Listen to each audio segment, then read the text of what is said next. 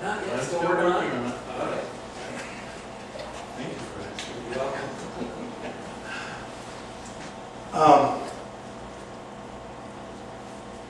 You may know, I try to keep political statements out of my writing.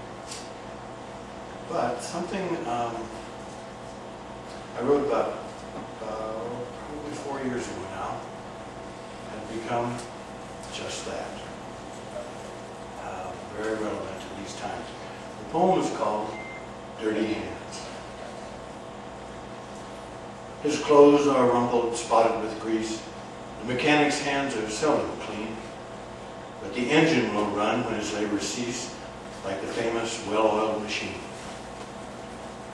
The gardener works compost in a fertile spot, then plants a garden that never fails. And he's never happier than when he's got dirt beneath his fingernails. Before the paper goes to bed, the printer's hands are stained with ink, and the butcher's hands are swollen and red with blood and tallow and often stink. These are the men who use their hands to perform their daily labor. Though their hands are dirty, each understands that it's a sin to cheat your neighbor. In days past, pickpockets and thieves didn't bother with good hygiene. Dirty hands became the symbol of one who deceives, for their hands were rarely clean. When we stop and take a look behind, that's the way it was back then. But these days, the men who would rob you blind are the ones that push the pen. They never worked at menial toil, but they take a fellow's last shirt, and though they've never touched grease or soil, their hands are covered with dirt. I've been told this many a time, so I know what these words mean.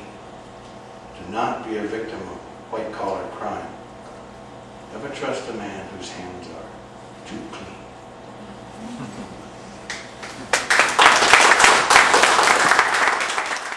Any of you who have read my books know that I have several poems that consist of just 4 lines. They started out to be longer, but I found that I could say everything I want in just those 4 lines. This is my latest example, somewhat in the same vein. It's called Green Grass. When times get tough and things get leaner, there's something you should know. Across the fence, grass is greener, but it's just as hard to mow.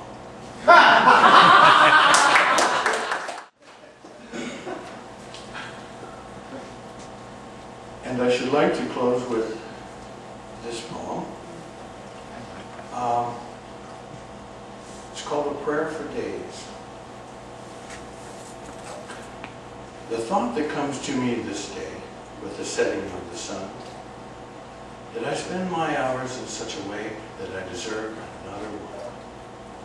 Did I perform a single kindness, treat others with a sense of fair play?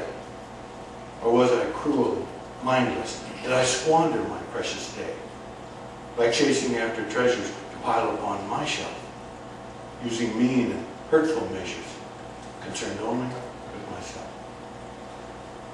When at last our race is run and our days we calculate, it's not what we have, but what we've done that decides our final fate.